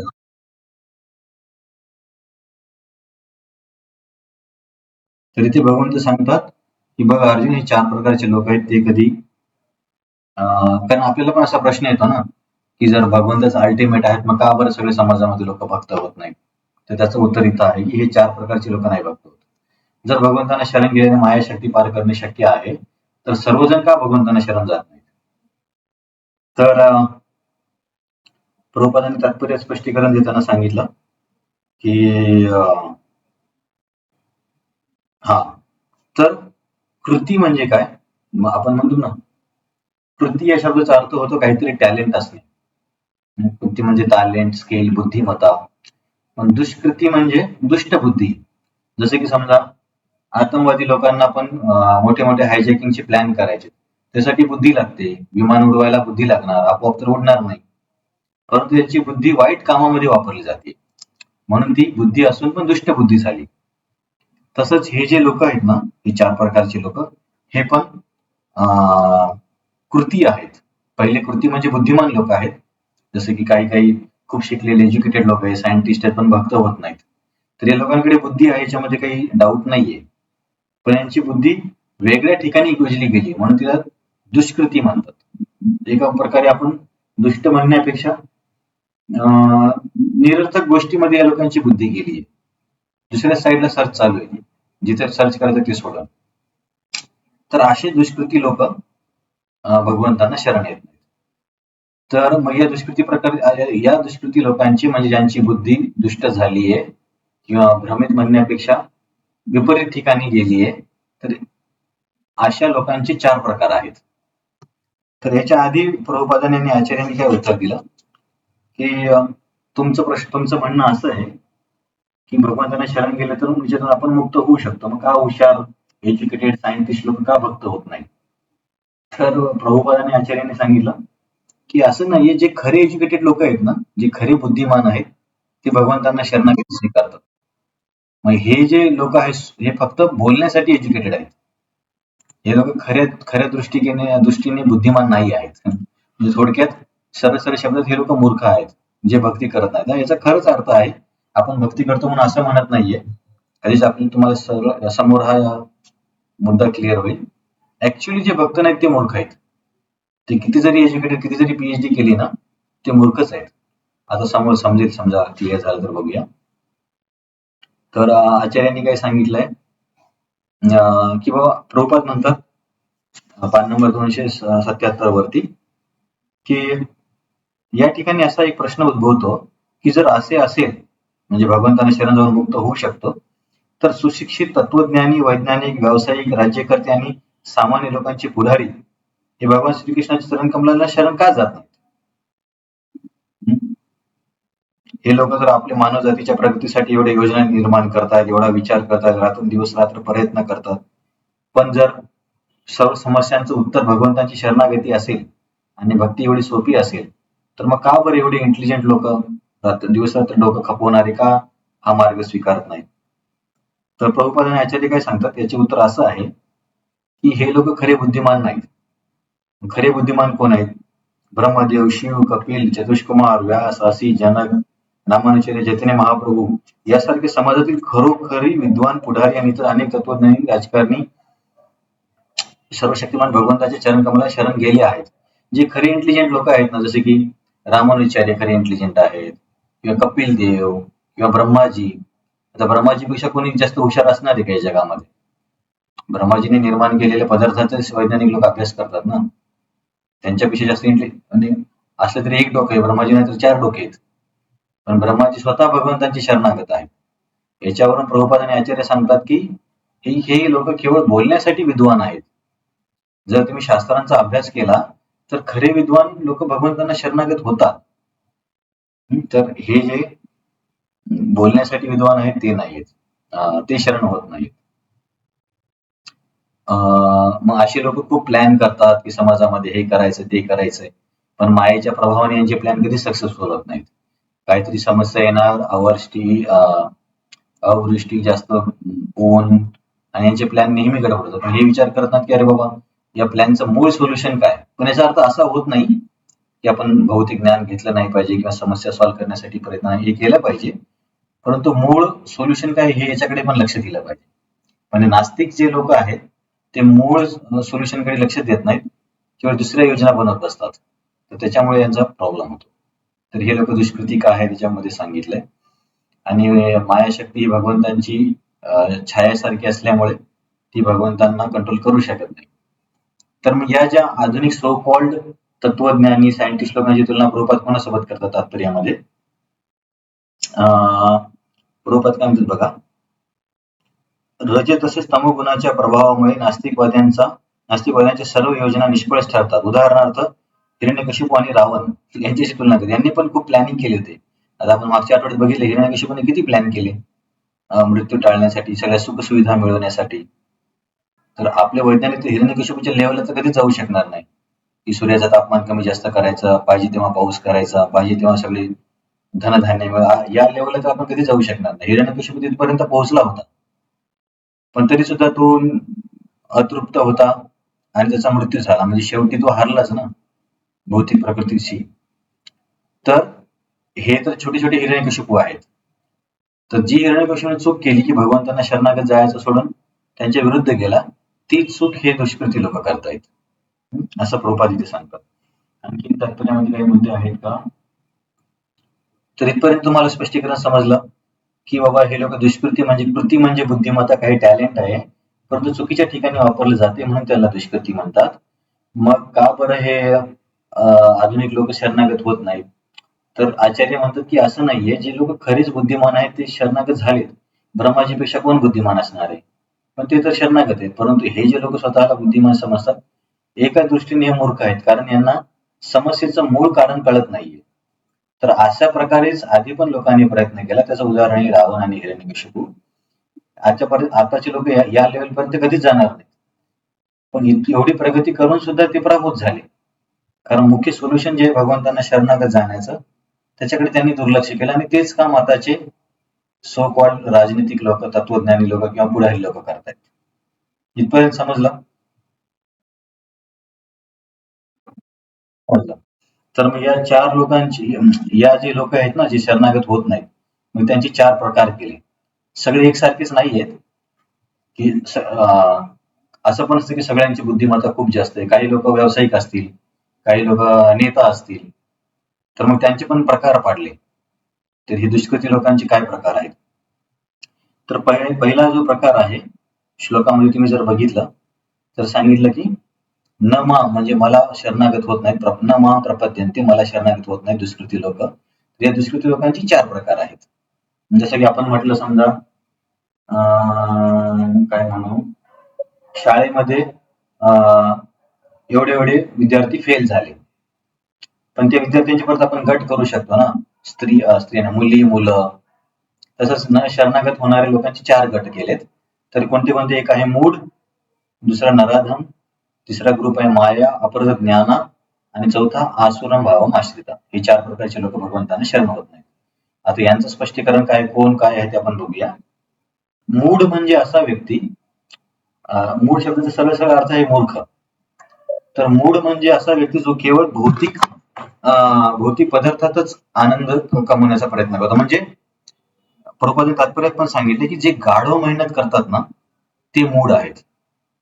म्हणजे दिवस रात्र काबाड कष्ट करणार, एक जॉब दिवसा करणार, एक जॉब नाईटला करणार, आणि एवढं सगळं करून मग त्यांना खायला पण वेळ नाही, झोपायला पण वेळ नाही, खूप संपत्ती कमवण्यासाठी रात्रंदिवस गाढवासारखी मेहनत करणार, आणि याच्यातून जे मिळतं त्याला ते सर्व काही समजणार की ईश्वर आहे किंवा याच्यातून मी बाहेर पडलं पाहिजे, असा विचार न करणारे लोक म्हणजे मूढ.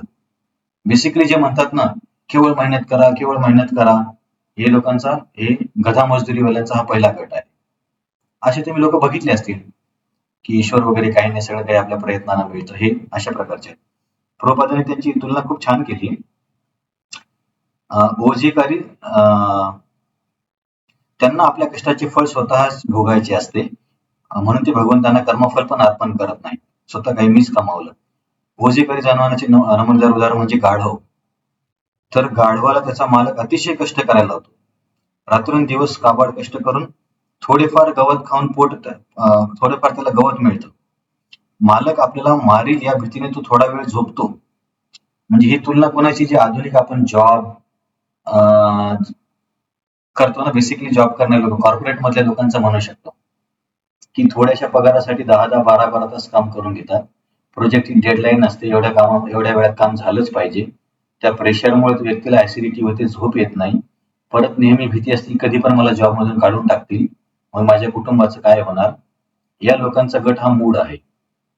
एवढी गधा मजदुरी करतात आणि शेवटी काहीच मिळत नाही. कधी कधी तो कविता आणि तत्वज्ञान गातो. म्हणजे असे काही असे भौतिकवादी लोक पण काहीतरी भाषण करतात ना, की तुम्ही सर्व काही कमावू शकता, तुमच्याकडे सगळं काही आहे. तर प्रभुपाद म्हणतात यांचे हे भाषण म्हणजे कर्कश त्या गाढवानं ओरडण्यासारखं आहे. याचा दुसऱ्यांना त्रासच होतो, कारण याचं स्वतःच जीवन त्रासात आहे, लोकांना पण हेच करायला लावतात ते. बेसिकली आता समाजाची स्थिती एवढी बिघडली की आपण पण कळत न कळत स्वतः पण याच्यामध्ये अडकतो आणि आपल्या मुलाबाळांना पण तेच करायला लावतो, की गाढवासारखा अभ्यास करा. म्हणजे अभ्यास करणं चुकीचं नाही, असा अर्थ घेऊन अभ्यास करा, अभ्यास करा, अभ्यास करा, नोकरी मिळवा, नोकरी मिळवा, नोकरी मिळवा, त्रास सहन करा, बॉसचं ऐका, त्याच्यामध्ये आजार झाला तरी चालेल, पण याच्यामध्ये सुख आहे. बस हे मानणारे लोक म्हणजे मूढ. तर असा एक गट आहे. म्हणून जरी हे लोक श्रीमंत असले, सीईओ जरी असले, आणि आपलं असं वाटलं की हा सीईओ का भक्ती करत नाही, कारण तो मूढ आहे, कारण त्यासाठी भौतिक तो गाढवासारखाच मिळवण्यामध्ये सर्व काही समजतो. हा पहिला गट आहे. प्रभुपाद काय सांगतात बघा, बऱ्याचदा स्वयंनिर्मित कामाची ओझे कमी करण्याकरता जे लोक दिवसरात्र अत्यंत काबड कष्ट करीत असतात, ते असे म्हणताना आढळतात की जीवाच्या स्वरूप स्थितीबद्दल जाणून घेण्यासाठी आपल्याला मुळीच वेळ नाही. अशा लोकांना म्हटले, प्रभूजी माताजी सत्संगाला नाही, वेळ नाहीये, जॉब आहे, दुकान आहे, घर आहे, हे आहे, आणि गधामजुरी करायला पूर्ण वेळ आहे, पण सत्संग 1 तास ऐकायला वेळ नाही. आणि यांना पुन्हा सांगितले की तुम्ही कुटुंबाची एवढी जबाबदारी स्वतःच निर्माण केल्या ना, की मी याचा वडील आहे, मी याचा पती आहे, आणि यांना असं आपल्याला वाटतं की मी जर समजा 1 तास काम नाही केलं तर यांचं कोण पालन पोषण करेल. पण ऍक्च्युली एवढी पण वाईट परिस्थिती नसते. पण व्यक्ती स्वतः जबाबदाऱ्या निर्माण करून घेतो आणि त्या जबाबदारीतून बाहेर येण्याचा प्रयत्न करत नाही. आणि शेवटी अशी वेळ येते त्याला कोणी भाव देत नाही, तरी पण त्याला असं वाटतं की माझीच जबाबदारी आहे. आणि शेवटी पण तो म्हणतो की मला सत्संग ऐकण्यासाठी वेळ नाही. आणि जे मेन सोल्युशन आहे सगळ्यातून बाहेर येण्याचं, तर हे मूढ लोक आहेत. हे खूप भौतिकदृष्ट्या खूप प्रगत असतील, व्यावसायिक असतील, मोठ्या पदावर असतील, कमवत असतील, पण यांची जी मानसिकता आहे ती भौतिक एन्जॉय करण्याची आहे आणि त्याच्यातच गाढवासारखी यांची मानसिकता बेसिकली. आता शब्द कठोर आहेत पण यांची स्थिती अशी आहे. अशा मूळ लोकांसाठी क्षणिक भौतिक सुख म्हणजे जीवनाचे सर्वस्व आहे. खास करून मैथून त्याच्यामध्ये ते सर्व काही मानतात. परंतु वस्तुतः आपल्या कर्मफलांचा अत्यंत छोट्या भागासाठी उपभोग कधी कधी भौतिक लाभाकरता ते दिवस रात्र झोपे वाचून घालवतात. आणि जर त्यांना उदरव्रण म्हणजे ऍसिडिटी झालेला असेल किंवा अपचन झाले असेल तर प्राय काही अन्न न खाण्याचं समाधान, त्यांना खायला पण मिळत नाही. उगीच गाढवासारखी मेहनत करत बसतात. तर परत आणखीन आचार्यांनी खूप कठोर शब्द वापरलेत की का असा या पान नंबर 281 मध्ये पहिल्या उतार्याच्या शेवटच्या काही ओळीमध्ये काय म्हटले की अशी लोक म्हणजे साखर आणि तुपापासून मिळणारे मिष्टान्न सोडून विष्ठा खाणाऱ्या डुकरासारखे आहेत. तर असं अचानक का वापरले, कारण एक श्लोक आहे भागवतामध्ये, त्याचं भाषांतर असं आहे. तो काय श्लोक आहे, विष्णू ठाकूरांनी तो श्लोक सांगितलाय. तो श्लोक मी तुम्हाला सांगतो, कुठे गेला तो. हा, नूनम दैवेन निहिता ही अच्युत कथा सुधा हित्वा श्रवती असत गाथा पुरुषम इव विडभुजा. की असे लोक एवढे दुर्दैवी आहेत की जी भगवंतांची कथा अमृतासारखी आहे ती ऐकण्यामध्ये यांना वेळ नाही, रुची नाहीये. पण त्यांना दुसऱ्या कथा ऐकण्यामध्ये खूप रुची आहे. मॅच मध्ये काय झालं, पॉलिटिक्स मध्ये काय झालं, दिवसरात्रची चर्चा करणार किंवा तासन तास गर्लफ्रेंडशी बोलणार, त्याच्यासाठी ऐकायला वेळ आहे. पण हरिकथा ऐकायला वेळ नाही. तर या लोकांना पुरुषम विडभुजा म्हणतात. हे लोक पंचपक्वान सोडून विष्ठा खाणाऱ्या डुकरासारखे. म्हणजे हरीची कथा ही अमृत पंचपक्वानासारखी आहे, त्याच्यामध्ये रुची येत नाही, पण बाकीच्या गोष्टीमध्ये खूप रुची आहे. तर हे लोक डुकरासारखे असं आचार्य म्हणतात. हे भागवतांच्या 3ऱ्या स्कंदामधला हा श्लोक आहे. हित्वा शृण्वती म्हणजे भगवंतांना सोडून, अच्युत कथा सुधाम, सुधा म्हणजे अमृत, अच्युतची कथा ही अमृतासारखी आहे ते सोडून हित्वा शृण्वती असत गाथा, असत गोष्टी ऐकायला यांना खूप इंटरेस्ट आहे. म्हणजे हे लोक डुकरासारखे, चांगली गोष्ट सोडून नको असलेल्या गोष्टीमध्ये यांना रुची आहे. तर हा झाला पहिला गट, हे म्हणजे मूढ लोक. दुसरा गट आहे नराधम. नराधम म्हणजे कोणते, की जे थोडेसे आपण सुसंस्कृत म्हणू, यांनी तत्वज्ञान किंवा राजकारणाची चांगली प्रगती केली, जे समाजामध्ये आलेत, यांच्यावरती कदाचित संस्कार पण झालेत, जन्माचे संस्कार वगैरे. परंतु हे सगळं, एवढी संधी मिळाली आहे, मनुष्य जन्म मिळाला, सगळं माहिती झालंय, हे होऊन पण भक्ती न करणारे म्हणजे, किंवा हे समजण्यासाठी आचार्यांनी सांगितलं की भक्ती मिळून पण तिला सोडून देणारे लोक, हे लोक दुसरी कॅटेगरी आहे, नराधमा. मग काय, हे भक्ती मिळून पण भक्ती सोडून देतात कारण त्यांच्या भौतिक इच्छा त्यांना वाटतं की भक्तीमध्ये पूर्ण होत नाहीयेत, म्हणून हे लोक भक्तीला सोडून देतात. तर हे लोक दुसरा ग्रुप आहे.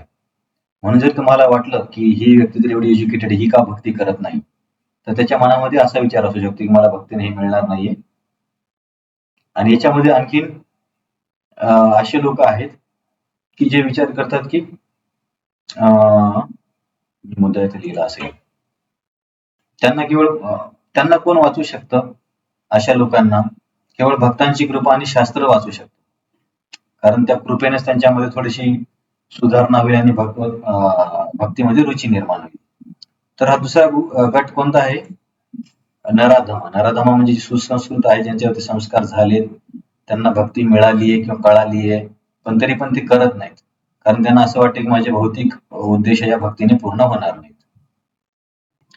आणखीन या लोकांचं काही म्हणणं असतं की, आणि अशा लोकांना वाटतं की भगवंत एक सामान्य व्यक्ती आहे, म्हणून त्यांना शरण ते जात नाहीत.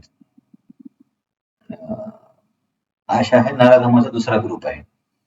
नंतर ऍक्च्युली नराधमामध्ये एवढंच लक्षात ठेवा की सुसंस्कृत लोक आहेत, त्यांना भक्तीसाठी चान्स मिळालाय, परंतु भक्तीमध्ये माझ्या इच्छा पूर्ण होणार नाही असा विचार करून भक्ती सोडणारी लोक नराधम आहेत. Civilized and uncivilized, civilized losing chance to realize lost consciousness. Jiva promises to serve Lord. Only hope. मग अशा लोकांसाठी काय होप आहे की जर भक्तांनी त्यांच्यासाठी कृपा केली तर, म्हणून आपण प्रचार करणं खूप आवश्यक आहे. नाहीतर हे लोक कधीच या गर्दीतून बाहेर येऊ शकणार नाही. त्याचं उदाहरण देताना प्रभुपादांनी नित्यानंद प्रभूचं उदाहरण दिलं की जगाई मदाई सारख्या नराधमांना पण नित्यानंद प्रभूंनी यांचा उद्धार केला. हे झाला दुसरा ग्रुप. तिसरा ग्रुप आहे माया अपृत ज्ञाना. माया अपृत ज्ञाना म्हणजे कोणते लोक आहेत की ज्यांच्याकडे खूप नॉलेज आहे, जसं की तत्वज्ञानी लोक, कवी किंवा मोठ्या मोठ्या पुस्तकांचे लेखन करणारे शास्त्रज्ञ, हे लोक म्हणजे माया अपृत ज्ञान. यांच्याकडे ज्ञान आहे पण यांचं ज्ञान मायेने भ्रमित केलं यांना, किंवा अपहृत म्हणजे अपहरण केले, किंवा यांचं ज्ञान मायेच्या प्रभावामुळे चोरलं गेले. असं चोरलं म्हणण्यापेक्षा चोरलं गेलं असं म्हणू शकतो. याच्यामध्ये कोणते लोक येतात माया अपहृत ज्ञानामध्ये? वैज्ञानिक वगैरे तत्वज्ञानी लोक.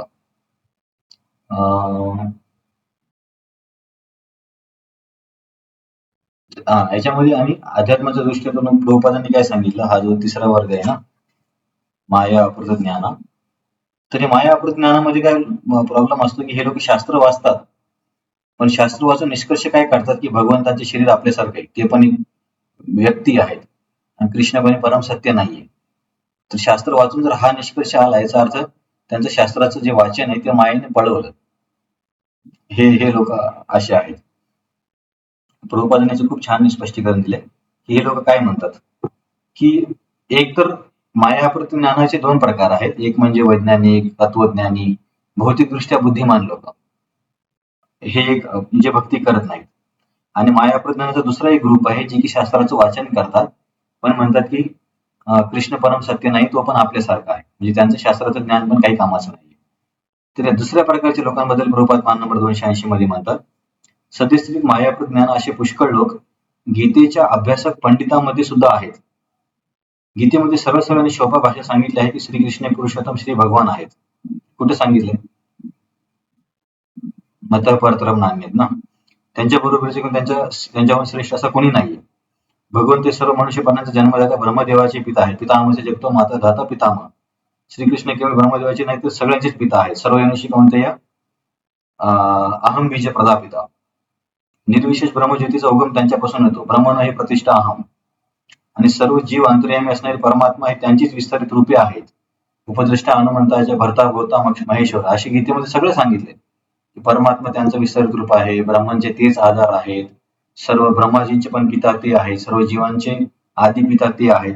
हे सगळे एवढे क्लिअर सांगून पण असे काही लोक आहेत समाजामध्ये की ते काय म्हणतात,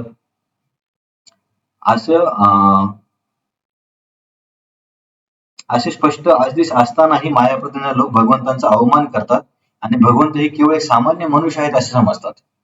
आता एवढे 5-6 श्लोकामध्ये एवढे क्लिअर आहे की भगवंत कोण आहे, त्यांचा लेवल काय आहे, तरी पण असे म्हणणाऱ्या समाजामध्ये गट आहे आणि ते लोक गीतेवरती टीका पण लिहितात. आणि टीकेमध्ये काय सांगतात की भगवंत हे केवळ सामान्य मनुष्य आहेत. याचा अर्थ त्यांच्या टीकेला लिहिण्याने आणि अभ्यास करण्याचा काय फायदा आहे? तर हा तिसरा गट. म्हणून कोणी पण जे म्हणाल ना की प्रभूजी या व्यक्तीने तर गीतेवर टीका लिहिली आहे, तो काय जपा करत नाही. त्यांनी टीका लिहिली पण टीकेचा निष्कर्ष काय? त्याला काय कळलं टीका लिहून? जसं मी तुम्हाला त्या मुलीचा व्हिडिओ पाठवला होता, ती बोलली की कृष्ण योगी आहे आणि त्यांनी पण योगाचा आधार घेऊन ही शक्ती मिळवली. तिच्या त्या गीतेच्या त्या व्हिडिओचा आणि त्या वाचण्याचा काय फायदा आहे? तिचं ज्ञान तर चुकीचं झालं ना ते.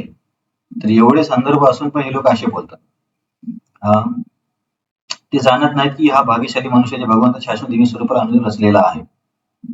तर म्हणून मायाप्रज्ञा लोकांनी केलेली गीतेवरील परंपरा रहित अनाधिक भाष्य म्हणजे आध्यात्मिक मार्गावरील अनेक अडथळेच आहेत. म्हणून अशी आपण भाष्य नाही वाचली पाहिजे, नाही ऐकली पाहिजे. कारण ते लोक असे शब्द वापरतात की चांगला व्यक्ती पण भ्रमित होऊन जाईल. मग यांच्यापैकी मध्ये आता शेवटचा गट राहिला, चौथा गट. शेवटा दुष्कृत्य गट आहे आसुरम भावम आश्रिता. तर आसुरम भावम आश्रितामध्ये कोणते लोक येतात? जे उघड नास्तिक आहेत. जे दोघांमध्ये फरक काय? मायाप्रज्ञानवाली म्हणतात की नाही, आम्ही अध्यात्माला मानतो, गीतेला मानतो. पण गीतेचा निष्कर्ष असं सांगतात की कृष्ण एक मनुष्य आहे. त्याने पण आपल्यासारखी साधना केली. हे हे वेगळा गट आहे. आणि चौथा गट असा आहे की ते सरळ सरळ सगळंच नाकारतात. की नास्तिकवाद बाबा ईश्वर नावाची गोष्टच नाहीये. आणि त्यांना म्हटलं नाही ईश्वर आहे, ते म्हणतात मग दाखवा आम्हाला. डोळ्याने दाखवा तर आम्ही मानतो. असे म्हणणारे ही चौथा गट आहे. म्हणून जरी हे खूप किती जरी शिकलेले असले, किती जरी बुद्धिमान, श्रीमंत, सुंदर असले तरी त्यांची मानसिकता अशी असल्यामुळे ते भक्तीकडे वळत नाहीत. तर या शेवटच्या लोकांबद्दल सांगितलं की आसुरी हे लोक उघडपणे नास्तिकवादाचा पुरस्कार करतात. त्यांच्यापैकी काही जण असा युक्तिवाद करतात की भगवंत या भौतिक जगात कधीही अवतीर्ण होऊ शकत नाही. असं ते म्हणतात देव वगैरे काही येऊ शकत नाही. पण का येऊ शकत नाही त्यांना सांगता येत नाही.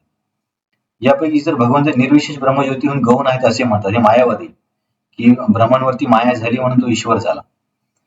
पण गीतेत तर या उलट सांगितले आहे. आपण म्हटलं ना, ब्रह्मण ही प्रतिष्ठा, ब्रह्माचा आदर भगवंत आहे.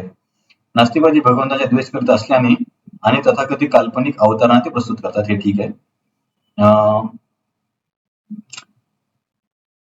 तर म्हणून वर उल्लेख केल्याप्रमाणे मूढ, नराधम, भ्रमिक तार्कवादी आणि नास्तिकवादी हे लोक सर्व शास्त्रांची आचार्यांची संमती असली तरी सुद्धा भगवंतांच्या चरणकमलांना शरण जात नाहीत. हे लोक जरी तुम्हाला समाजात प्रतिष्ठित वाटले तरी त्यांच्यामध्ये हा प्रॉब्लेम आहे. तर आपण काय बघितलं आज? भगवंतांनी 12 नंबरच्या श्लोकापर्यंत सांगितले होते की सर्व व्याप्त मीच आहे, सर्वांचा आधार मीच आहे. मग 13 मध्ये अर्जुन म्हणाले की सर्व व्याप्त मीच आहात, मग तुम्हाला लोक जाणत का नाहीत? मग भगवंत बोलले जाणत नाहीत कारण ते गुणांच्या विकाराने निर्माण होणाऱ्या व्यक्तिवस्तूने भ्रमित आहे. मग अर्जुन म्हटलं की सगळेच जर भ्रमित आहे, याचा अर्थ याच्यातून कोणीच बाहेर येणार नाही. भगवंत बोलले असं नाहीये, बाहेर येण्याचा मार्ग आहे, त्याच्यासाठी मला शरण यावं लागेल, केवळ मला शरण यावं लागेल, इतरांची शरण नाही, जर बाहेर यायचं असेल तर. मग प्रश्न अर्जुनचा असा होईल की जर भगवंत तुम्हाला शरण होऊन जर याच्यातून बाहेर, दुःखातून बाहेर येता येतं, मग का बरं समाजामध्ये काही प्रतिष्ठित लोक, सुशिक्षित, ते का तुम्हाला शरणागत होत नाही? म्हणजे भगवंत सांगतात की नाही, हे लोक जरी प्रतिष्ठित असले तरी 4 प्रकारचे लोक असे आहेत की ते मला कधी शरण येणार. मूढ म्हणजे केवळ गधा मजदुरी करून शरीरतृप्तीसाठीच सर्व काही जीवन जगणारे. नराधमा म्हणजे संस्कार झाले, शास्त्र मिळाले, भक्ती मिळाली पण त्याचा स्वीकार न करणारे. मायाप्रज्ञाना म्हणजे शास्त्र तर वाचतात पण चुकीच्या निष्कर्षाला येतात, म्हणजे त्यांचं ज्ञान चोरीला गेलंय. आसुरम भाव म्हणजे उघड नास्तिकवादी, ते तर मानतच नाहीत ईश्वर आहे. तर या 4 प्रकारच्या लोकांमध्ये कोणी वैज्ञानिक असेल, कोणी श्रीमंत असेल, कोणी जास्त IQ असेल, पण या 4 प्रकारात असेल तर ते मला शरण येणार नाही. आता याच्या नंतरच्या पुढच्या श्लोकामध्ये भगवंत सांगतील, श्लोक नंबर 16 मध्ये, परंतु 4 प्रकारचे लोक आहेत जे मला शरण येतात. तर कोण शरण येतात ते आपण पुढच्या शनिवारी बघूया. तर आजच्या चर्चेमध्ये कोणाला काही प्रश्न आहे? फार कठीण होतंय, तुम्हाला समजतंय?